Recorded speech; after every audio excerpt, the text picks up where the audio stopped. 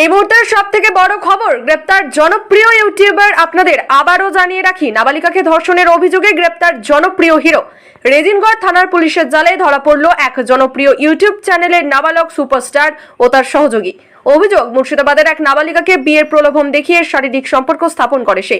অভিযোগ দায়েরের পর মঙ্গলবার গভীর রাতে নদিয়ার বাহাদুরপুরের একটি হোটেল থেকে দুজনকে গ্রেপ্তার করা হয়। পুলিশ সূত্রে জানা গেছে, অভিযুক্তের বয়স মাত্র 17 বছর। তার বিরুদ্ধে পক্সো আইন ও চাইল্ড ম্যারেজ অ্যাক্টে মামলা রুজু হয়েছে। বুধবার তাদের বহরমপুর জুভেনাইল আদালতে তোলা হয়। এই ঘটনায় তীব্র প্রতিক্রিয়া সৃষ্টি হয়েছে সোশ্যাল মিডিয়াতেও। ভক্তদের একাংশ হতাশ, অন্যদিকে অনেকে দাবি করছেন আইন অনুযায়ী কঠোর শাস্তি হওয়া উচিত। ঘটনার তদন্তে নেমেছে রেজিনগড় থানার পুলিশ। দেখুন সেই ছবি স্মার্ট টিভির পর্দায়।